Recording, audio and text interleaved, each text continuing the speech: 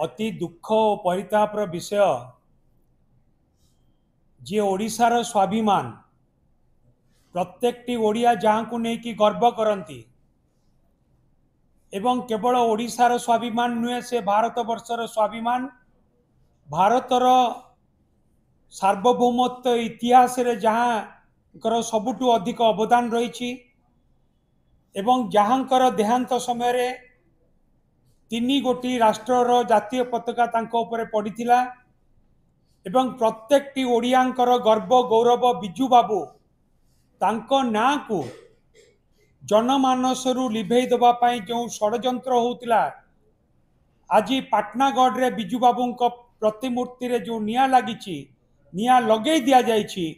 ताहा से षडयंत्र गोटे प्रतिफलन उद्देश्यमूलक भाव में ये प्रायोजित कार्यक्रम प्रथमे बिजू बाबू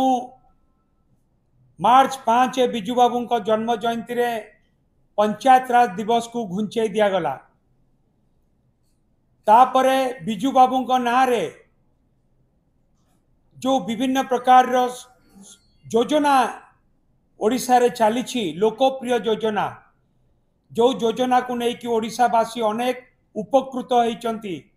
से योजनार ना बदलैबा पाई मध्य गोटे षडयंत्र है राज्य सरकार तार ना भी बदलैले एवं प्रत्येकटी क्षेत्र रे बिजू बाबू को ना को निभे देबा पाई उद्यम करा जाउछि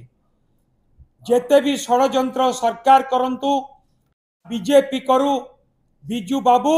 प्रत्येकटी ओडिया हृदय रे अछंती ओडिशा सारा इतिपाई लोकंकर क्षोभ एवं युवक मानकर क्षोभ ताकू आमे माने ताकू लोक कहउछंती एवं ये असहनीय एवं अक्षमणीय तुरंत दुर्वृत्त मान गिरफ्त करा जाऊ नचे जनसाधारण जो उत्तुंग पुरुष दलमतर ऊर्ध्वे जे ओडिया नेतृत्व देछन प्रवाद पुरुष तांको प्रति जो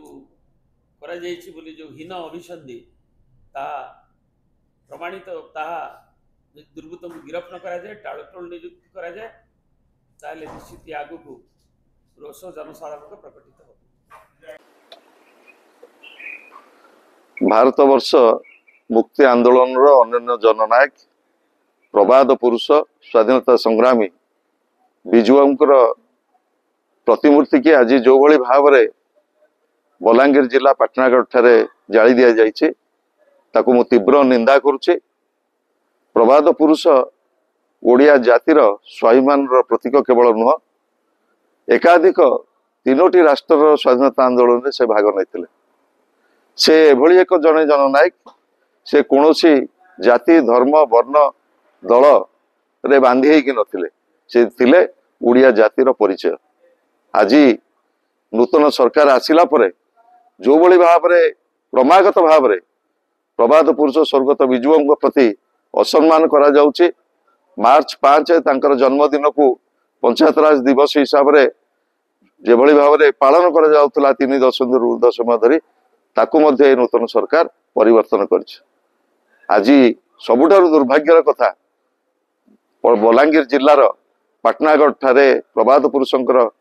प्रतिमूर्ति की जो भली भाव रे जाली दिया जाइछे आर मु तीव्र निंदा करुछि एवं मोर दाबी रहिबो तुरंत जो अपराधी मान को गिरफ्त करा जाऊ एवं एभली कांड जदि बारंबार जारी रहे स्वाभिमानी ओडिशावासी एवं